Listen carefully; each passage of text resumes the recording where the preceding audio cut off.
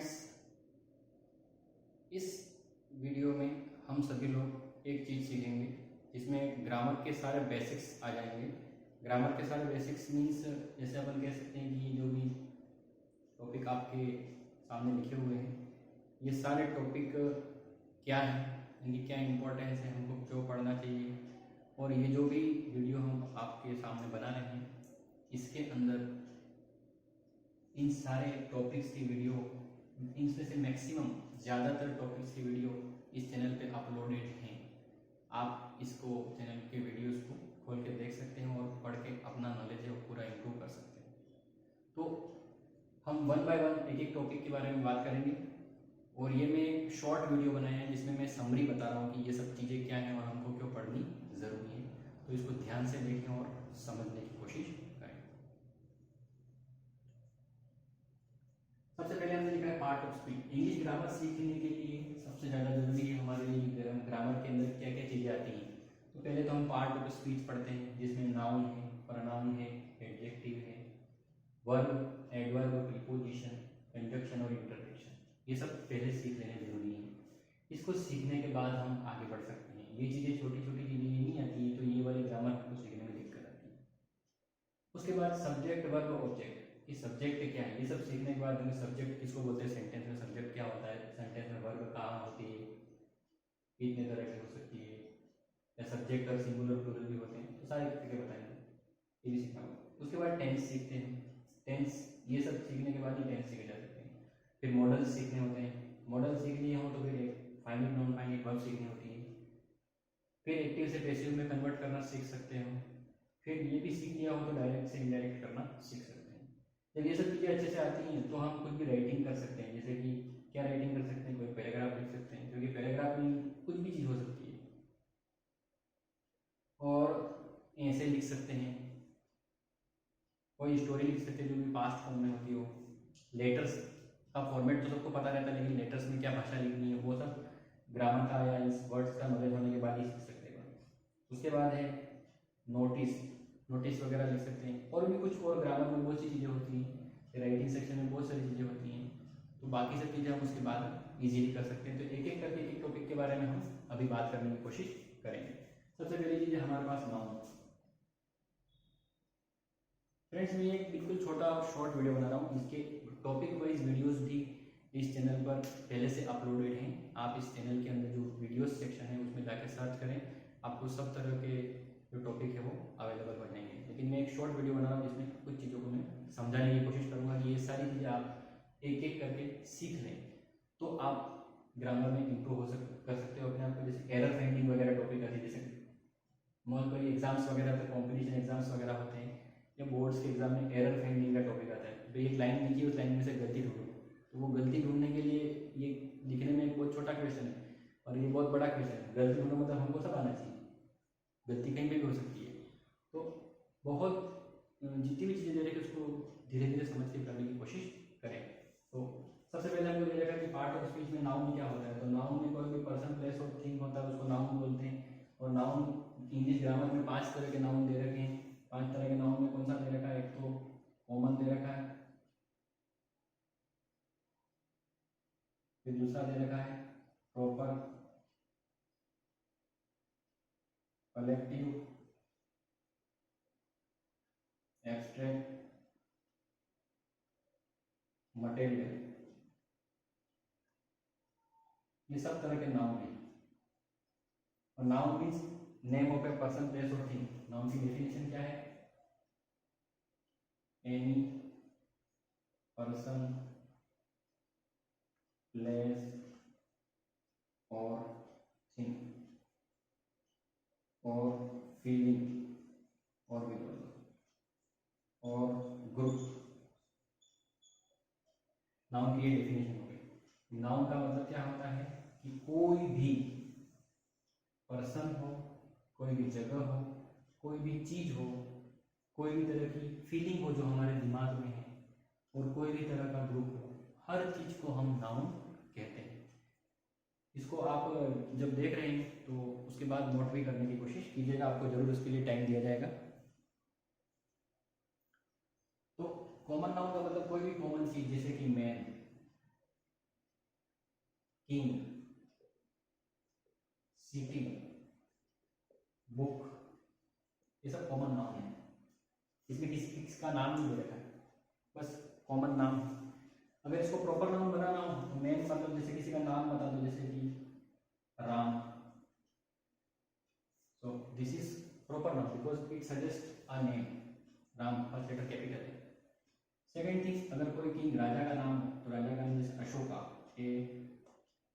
ASHOK, Ashoka, Ashoka एक राजा का नाम है। और भी राजाओं के नाम हो सकते हैं, अकबर है, अशोका है, विक्रमादित्य है। सिटी, सिटी का कोई भी नाम, जैसे कि सिटी के अंदर है Mumbai, MUMBAI, Mumbai, Mumbai is the name of a city. Mumbai की जगह बेंगलोर, दिल्ली, कोलकाता, इंदौर, सारे नाम हो सकते हैं। बुक में जैसे किसी बुक का नाम, जैसे कि गीता, अब गीता है, बाइबिल है, कुरान है, रामायण है, जैन अवेस्ता है, जीन वाणी है, ऐसी बहुत सी किताबों के नाम, ये रिलीजियस बुक है। और भी किसी डॉक्टर कलाम की बुक्स का नाम भी हो सकता है, कोई भी बुक का नाम हो सकता है, रामचरितमानस है, तो ये बुक्स के नाम है। ओके, तो ये कॉमन नाउन है क्योंकि ये कोई नाम नहीं, लेकिन ये प्रॉपर नाउन है क्योंकि ये नाम है, और इन सबके फर्स्ट लेटर कैपिटल स्टार्ट हो, इतनी सी बात है। और सबके डेफिनेशन हम आराम से याद कर सकते हैं, जो हमारी जो अवेलेबल बुक्स होती है उसके अंदर डेफिनेशन होती है, पर डिफरेंस हमको जरूर पता रहना चाहिए। Next is collective noun. Collective noun का मतलब सिंपल सी बात है कि कोई ग्रुप होता है, GROUP, और ये सब चीज मैंने डेफिनेशन में लिखी है यहाँ। अब ग्रुप जो है, कलेक्टिव नाउन कोई ग्रुप को सजेस्ट करता है, जैसे कि अभी आप पढ़ रहे हो, आपके सामने टीचर खड़ा है, टीचर क्लास में सामने बहुत सारे बच्चे हैं, तो सामने बहुत सारे बच्चे, उसके ग्रुप को क्या बोलेंगे, क्लास। भाई सबसे पहला ग्रुप तो क्लास बोलेंगे, क्लास मतलब स्टूडेंट्स का ग्रुप। या जैसे किताबें होती है, किसी भी हॉल में बहुत सारी किताबें भर रखी हैं, उसको लोग आके निकाल निकाल के पढ़ते हैं, तो वो कौन सी जगह है, तो वो है लाइब्रेरी, LIBRARY। लाइब्रेरी का मतलब होता है पुस्तकालय, पुस्तकालय। क्लास का मतलब होता है कक्षा। ठीक है, तो ये हिंदी में भी काम का होता है, हिंदी में भी इस तरीके से सिखा सकते हैं। या सैनिकों का ग्रुप है, आर्मी। केले का गुच्छा है, चाबी का गुच्छा है, उसको बोलते हैं बंच, BUNCH। तो इस तरह के बहुत सारे कलेक्टिव नाउन का ग्रुप हो सकता है, और ये कलेक्टिव नाउन की लिस्ट होती है वो हमारे बुक में अवेलेबल है। एग्जाम में क्वेश्चन ये आते हैं कि 3 नाउन दे दिए, अब इसको सिलेक्ट करो कौन सा कलेक्टिव है, कौन सा प्रॉपर है, कौन सा कॉमन है। तो भैया इस तरह के जो भी नाउन होंगे वो सब कॉमन नाउन होंगे, जो नाम वाले हैं वो सब प्रॉपर नाउन होंगे, जो ग्रुप को सजेस्ट करते हो वो सब कलेक्टिव नाउन होंगे। अब एब्स्ट्रैक्ट नाउन का मतलब होता है फीलिंग, जिसको अपन फील कर सकते हैं, इसको न तो देख सकते हैं न टच कर सकते हैं, बाकी चीजों को हम देख या छू सकते हैं, इसको देख या छू नहीं सकते हैं। ये भाववाचक संज्ञा है, कुल मिलाकर ये इसमें भाव होते हैं, मन से समझा जाता है। कलेक्टिव नाउन है वो समूहवाचक संज्ञा है। ठीक है, तो अब हम एब्स्ट्रैक्ट नाउन की बात करते हैं। एब्स्ट्रैक्ट नाउन क्या कहलाता है, तो इसमें होता है जैसे विजडम, बुद्धि,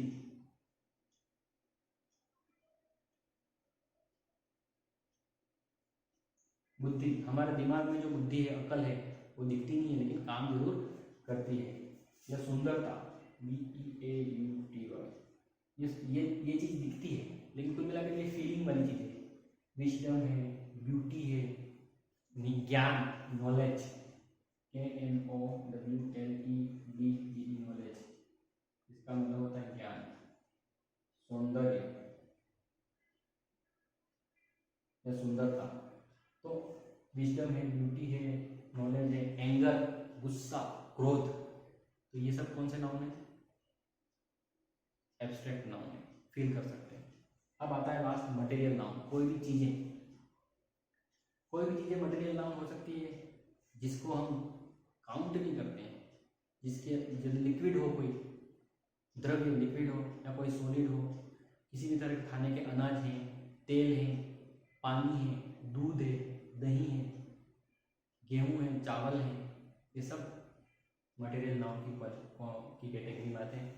क्लॉथ है, कपड़ा है, सब मटेरियल कहलाता है। हमारा शरीर पूरा मटेरियल से बना हुआ है। तो मटेरियल में क्या आता है, जैसे कि वाटर, पानी, या मिल्क, अब इनकी जैसी सारी चीजें आ गई, पेट्रोल, ठीक है। व्हीट, गेहूँ, WHEAT, व्हीट का मतलब होता है गेहूँ, चावल, राइस, आटा। तो ये सब चीज़ें जो है वो मटेरियल नाउन की कैटेगरी में आएंगी। अब मैंने इसमें जैसे पर्सन बताया तो पर्सन ये हो गया, ठीक है, ये सब पर्सन में आ जाएगा। प्लेस मतलब कोई भी जगह का नाम, ये रहा। थिंग, कोई भी चीज़, ये सब चीज़ें हैं, ये सब चीज़ें। फीलिंग, ये फीलिंग है। ग्रुप, ये कलेक्टिव नाउन ग्रुप है। तो जिस तरह के नाउन के बारे में मैंने बात की डेफिनेशन, वो सब चीज़ें इसमें आ रही है। तो common noun, proper noun, collective noun, adjective noun और मटेरियल नाउन, 5 तरह के नाउन्स हैं। इसको हम बिल्कुल ध्यान से समझ सकते हैं, आप इसको नोट कर लीजिए।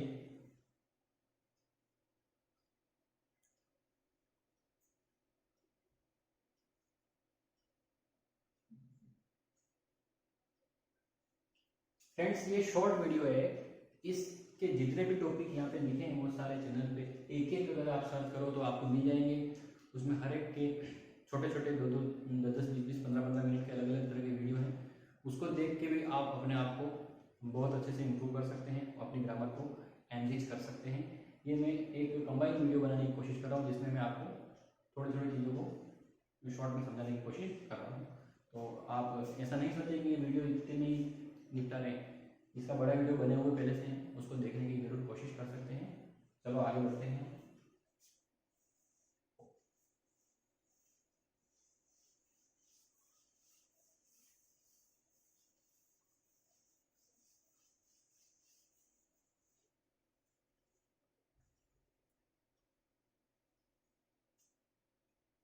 सेकंड चीज है pronoun.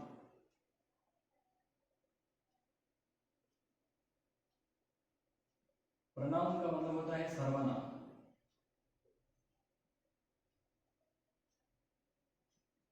Word which is used in place of a noun is called pronoun. जो संज्ञा की जगह पर काम में लिए जाते हैं शब्द, उनको सर्वनाम बोलते हैं।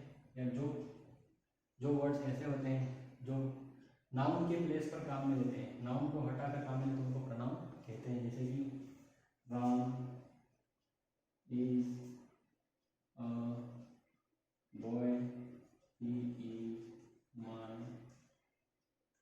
फ्रेंड। राम एक लड़का है, वह मेरा दोस्त है।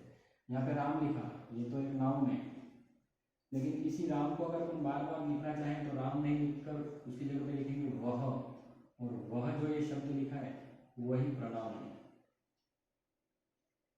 तो प्रोनाउन कोई एक ही तरह के नहीं होते, कई प्रोनाउन ऐसे होते हैं जो सब्जेक्ट के रूप में काम में आते हैं, कई प्रोनाउन पीछे लिखते हैं तो वो ऑब्जेक्ट के रूप में काम में आते हैं। जैसे कि राज पनिश्ड, राज सर, PUNISH, पनिश्ड ही, राज सर पनिश्ड ही, राज सर ने उसको सजा दी। तो ये ही क्या है, ऑब्जेक्ट है। तो ये ऐसा प्रोनाउन जो पीछे आता है ये सब्जेक्ट प्रोनाउन है, आगे आता है। तो ऐसे प्रोनाउन की भी बहुत सारी कैटेगरी होती हैं। कैटेगरी अगर प्रोनाउन की समझे तो इस तरीके से हो सकती है, जैसे कि सब्जेक्टिव फॉर्म,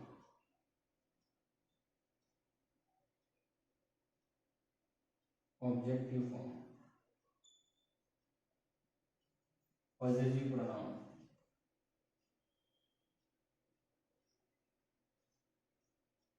सब्जेक्ट फॉर्म में सब्जेक्ट प्रोनाउन कौन से होते हैं, जैसे कभी कभी ही आता है, शी आता है, इट आता है, दे आता है, वी आता है।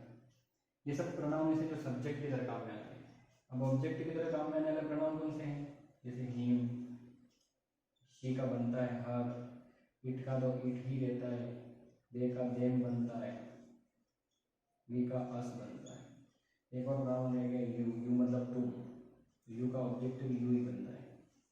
अब इनका पॉजिटिव अर्थात अधिकार बताने वाला, मेरा, तेरा, उसका, इसका, हमारा, तुम्हारा, तो वो उसका फॉर्म चेंज हो जाता है उसमें। ही का ऑब्जेक्ट ही बन गया और पॉजिटिव हिज, इसके साथ कोई चीज जुड़ती है, हिज बुक, हिज फादर, इस तरह के शब्द। हिज बुक मतलब उसकी किताब, हिज फादर मतलब उसके पिताजी। अगर कोई लड़की की कोई चीज या कोई वो है तो हर बुक, हर फादर। इट की तो कुछ होती नहीं है क्योंकि इट नॉन लिविंग थिंग है, लेकिन ये जैसे टेबल है या कोई एनिमल है जिसका जेंडर हमको पता नहीं है, या कोई बर्ड है, उसके लिए काम में आता है इट। दे का ग्रुप के लिए प्लूरल, THEIR देयर, उनका, इसका अर्थ होता है उनका। वी का अस, आवर्स, OURS, आवर्स का मतलब होता है हमारा, इसका मतलब होता है उनका। हिज मतलब होता है उसका, लेकिन ये लड़का है, ये इसमें क्या है, लड़का। और हर जो है वो लड़की के लिए आता है, ठीक है। देयर मतलब उनका, प्लूरल है ये। अवर्स मतलब हमारा, यू का बन जाएगा पॉजिटिव योर्स। तो इस तरह के बहुत सारे प्रोनाउन होते हैं, जो इसका प्रोनाउन का एक वीडियो है जिसको आप देख सकते हो, जिसमें आपको पूरे से कंसेप्ट क्लियर हो जाएंगे। एक से दो छोटे छोटे इसमें वीडियो चैनल पे अपलोड है, और भी कर भी देंगे आपके, और नए भी बनते ही रहेंगे। लेकिन अभी जो देख रहे हैं और अब तक कुछ नया लोड नहीं है तो पुराने भी लोड है, वहाँ से भी देख सकते हैं। तो प्रोनाउन के लिए मिलाकर छोटे में हम समझे तो प्रोनाउन ये है। उसके अलावा भी बहुत बड़े रूप में भी इसके बहुत सारे सेक्शंस होते हैं, पर बेसिकली कोई सब्जेक्ट के रूप में he, she, it, they, he, you, ये प्रोनाउन है। ऑब्जेक्ट में him, her, it, them, us, you, ये। पद्धति में हिज मतलब उसका, हर मतलब उस लड़की का, इट मतलब उस नॉन लिविंग थिंग का या किसी जानवर का या किसी बर्ड का, देयर मतलब उनका, अवर्स मतलब हमारा, योर्स मतलब तुम्हारा या आपका, तुम्हारा, ये प्रोनाउन है। तो ये बेसिक बता दिया मैंने आपको, नोट कर लीजिए इसको।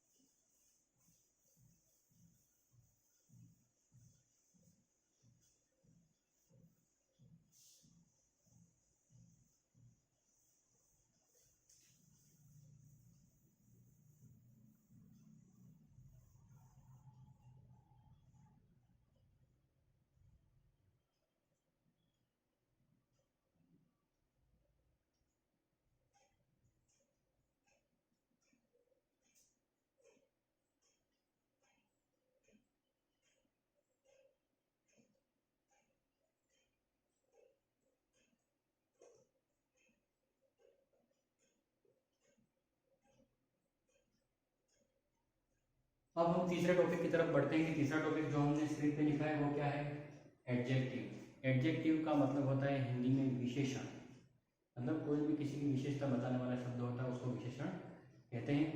अब यहाँ पे एक सेंटेंस लिखा है मैंने, I have a white shirt, मेरे एक सफेद कलर का शर्ट है। तो यहाँ पर जो वाइट शब्द है ये इसका विशेषण है। ये शर्ट तो एक नाउन है, शर्ट क्या हो गया, एक नाउन, और उसकी विशेषता वो है एडजेक्टिव, ADJECTIV, एडजेक्टिव। तो कोई भी नाउन होता है उसकी खासियत बताने वाला शब्द होता है उसको एडजेक्टिव कहते हैं। Adjective is a word which says something about a noun. Adjective एक ऐसा शब्द है जो नाउन अर्थात संज्ञा या किसी भी वस्तु के बारे में कुछ खास बात बताता है, उसको एडजेक्टिव कहते हैं। अब ये एडजेक्टिव वाइट कलर भी हो सकता है, एडजेक्टिव ऑफ क्वालिटी होता है, एडजेक्टिव ऑफ क्वांटिटी होता है, एडजेक्टिव ऑफ मैनर होता है, बहुत सारे होते हैं, है ना। एडजेक्टिव क्या क्या हो सकते हैं, क्वालिटी, सबसे पहले याद है QUALITY, क्वालिटी, गुणवाचक, गुण बताता है किसी चीज का। Adjective of quantity, QUANTITY, quantity मतलब कोई चीज की मात्रा कितनी है। एडजेक्टिव ऑफ मैनर, MANNER, कि काम किस तरीके से हो रहा है। मैनर नहीं, मैनर उसमें आएगा, एडवर्ब में आएगा, ठीक है। एडजेक्टिव ऑफ क्वालिटी है, एडजेक्टिव ऑफ क्वांटिटी है, एडजेक्टिव ऑफ नंबर है, NUMBER number, demonstrative adjective DEMONSTRACTIV demonstrative AD। तो कुछ खास होते हैं वो मैं बता रहा हूँ आपको कि डेमोन्स्ट्रेटिव एडजेक्टिव ये होता है, नंबर ऑफ एडजेक्टिव ये होता है। तो जो हम वाइट कलर बोल रहे हैं ये गुण है, इसकी क्वालिटी है। इस कपड़ा कलर कौन सा है? इंटेलिजेंट बॉय है, जैसे अपने इसको समझते हैं, ठीक है, इसके बहुत सारे गुड बॉय है, अपन बोलते हैं गुड बॉय, बैड बॉय, तो ये गुड है वो क्वालिटी। अगर जैसे बोल दिया bad girl, bad girl, bad boy, bad adjective of quality हो गया। इंटेलिजेंट बॉय, इंटेलिजेंट मैन, तो ये क्वालिटी हो गया। एंग्री यंग मैन,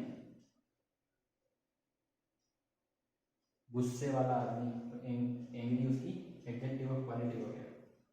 तो ये क्वांटिटी मात्रा बताने वाले शब्द, जैसे कि सम शुगर, सम शुगर मतलब कुछ शक्कर, ये गिन नहीं सकते इसको, ये अनकाउंटेबल होता है, एडजेक्टिव ऑफ क्वांटिटी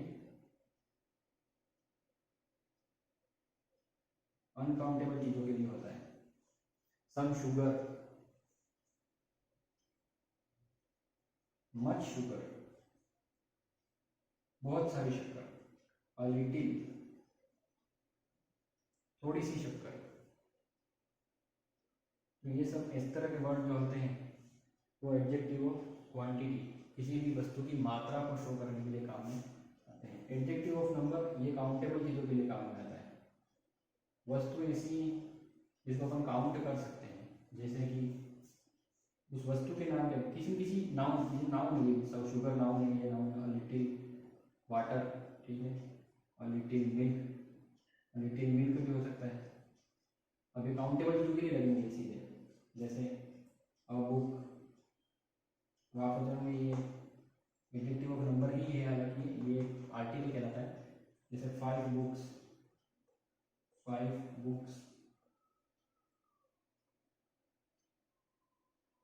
बुक्स, यहाँ पर भी सम बुक्स अगर आपने लिख दिया तो ये सम यहाँ पर अगर काउंटेबल चीज के आगे सम लग गया तो वो एक एडजेक्टिव ऑफ नंबर कहलाएगा, और अनकाउंटेबल के लिए सम लग गया तो वो एडजेक्टिव ऑफ क्वांटिटी कहलाएगा, ये भी ध्यान रखना है।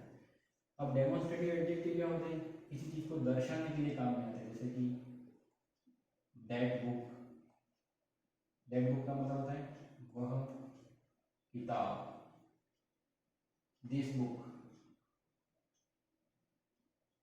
यह किताब, दिस बुक का मतलब यह किताब, और ये सिंगुलर के लिए काम में आ रहे हैं, दोनों चीजें हैं वो SINGULAR सिंगुलर के लिए काम में आ रहे हैं, वो डेमोन्स्ट्रेटिव एडजेक्टिव।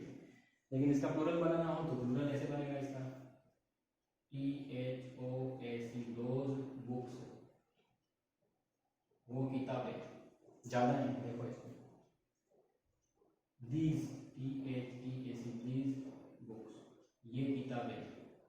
ये दीज का मतलब पास की चीज होता है, दैट का मतलब दूर की चीज, दोज का मतलब दूर की चीज होता है।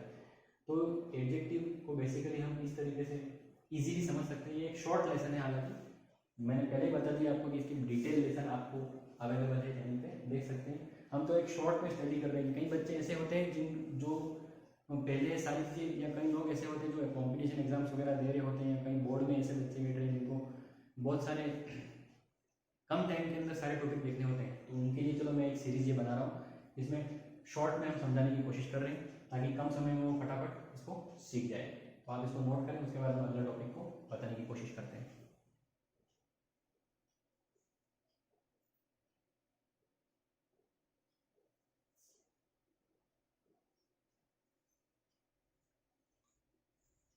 साथ ही मैं आपको ये बता दूं कि ये वीडियो हो सकता है कभी आधा घंटे का भी हो, तो बाकी के अगले वीडियो जो है वो अगले सेक्शन में भी बन के मिल जाएंगे, लेकिन इसी क्रम से मैं पढ़ाने की उसमें कोशिश करूँगा।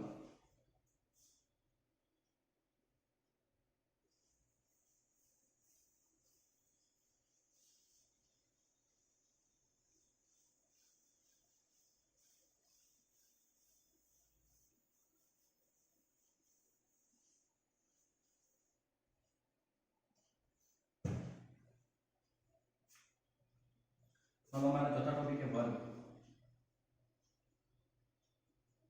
वर्ब का सिंपल मतलब होता है एक्शन, कोई भी काम, उसको वर्ब बोलते हैं। वर्ब में क्या है, फॉर्म्स भी बता देंगे, जैसे कि गो, कम, ईट, रन, प्ले, कट, ईट, मीट, से, हियर, लिसन, ये वर्ब है। और ये सब वर्ब की फर्स्ट फॉर्म है। इनकी सेकंड फॉर्म और थर्ड फॉर्म भी बनाई जा सकती है, वो भी हम देख लेते हैं। तो इसकी सेकंड और third form, second, third form, वो भी किसी किसी वर्ब की तीनों फॉर्म अलग अलग होती है, किसी किसी में सेकंड और थर्ड फॉर्म एक जैसी होती है। तो देखते हैं, गो, वेंट, गॉन, इसकी सेकंड थर्ड फॉर्म अलग अलग है। कम, केम, फिर कम, इसकी फर्स्ट फॉर्म और थर्ड फॉर्म एक जैसी। तो वर्ब की जो फॉर्म होती है वो हमको पता रहनी चाहिए। ईट, एट, ईटन, इसमें तीनों फॉर्म अलग अलग है, देख लो। तो इस तरह से इसकी कैटेगरी बन जाती है। कुछ वर्ब ऐसी होती है जिनकी तीनों फॉर्म अलग अलग होती हैं, इसमें फर्स्ट सेकंड फॉर्म, फर्स्ट और थर्ड फॉर्म एक जैसी होती है। रन, रन की थर्ड फॉर्म जैसे रन, रैन, फिर रन, रन, रैन, रन। प्ले, किसी में सिर्फ ईडी जुड़ने पर ही थर्ड फॉर्म बन जाती है, ये भी याद रखना है। प्ले का प्लेड, फिर PLAYED, प्लेड, इसमें सेकंड और थर्ड फॉर्म एक जैसी, देखो इसमें फर्स्ट और थर्ड फॉर्म एक जैसी। तो ये कुल मिलाकर याद करनी होती है। और लमसम अगर अपन बेसिकली कुछ परीक्षा में करते हैं 150 एक्शन वर्ड्स या वर्ब्स, 150 एक्शन वर्ड्स अगर हम याद करके रख लेते हैं तो बहुत सी चीज़ों में हमारे को आइडिया लग जाता है कि कैसे एक्शन वर्ड की थर्ड फॉर्म सेकंड फॉर्म बनती है या कौन सी फॉर्म में लिखा हुआ है, ये पता चल जाता है। कट की तीनों फॉर्म में लिखे थे, कट, कट और कट। तो देखो इसमें याद रखने का कितना आसान हो गया। तो हमको सारा एक बार पढ़ना पड़ता है सब चीज़ें। ईट, ईट की फॉर्म रिपीट हो रही है, चलो हटा देते हैं, इसी जगह कुछ और लिख देंगे। मीट है, उसकी सेकंड फॉर्म है मैट और थर्ड फॉर्म भी मैट ही है। से का सेकंड फॉर्म है सैड और थर्ड फॉर्म भी है सैड। हियर का सेकंड फॉर्म हर्ड है, HEARD, heard, HEARD, heard. Listen का है वो लिसन, लिसन ईडी पीछे जुड़ जाता है इसके अंदर और बन जाएगी। अब देखो इसमें ING फॉर्म बनानी पड़ती है। ING फॉर्म बनाना बहुत सरल है, तो मैंने फर्स्ट फॉर्म की बात करें, एक ING फॉर्म भी नीचे जोड़ देते हैं। आप इसको आराम से नोट भी कर सकते हैं, कोई राइटिंग आपके लिए बिल्कुल विजिबल होगी, आराम से नोट कर लीजिएगा इसको, वीडियो को रोक करके। गॉन, इसकी फर्स्ट फॉर्म में अगर ING जोड़ देंगे तो ING फॉर्म बनेगी, जैसे गो का है और ING जोड़ेंगे क्या बनेगा, गोइंग। कम का है तो ये इसमें ई हट जाएगा, जिसके पीछे ई हो ई हटा करके फिर ING लगाएंगे, कमिंग। ईट का है, ईट के साथ ING ईटिंग। रन का है, इसमें डबल एन हो जाएगा, ये RUNNING, रनिंग। प्ले, इसके पीछे ING जोड़ दो, प्लेइंग। कट है, इसमें डबल टी हो जाएगा, ये वाला डबल हो जाएगा, CUTT ING, कटिंग। ठीक है, इस तरीके से इसके अंदर ING फॉर्म बनेगी और सब में बनेगी इस तरह से। तो बच्चों आज के लिए इतना काफ़ी है, उसके बाद अगला सेक्शन हम और बनाएंगे, तो इसके अंदर रीड कर लीजिएगा।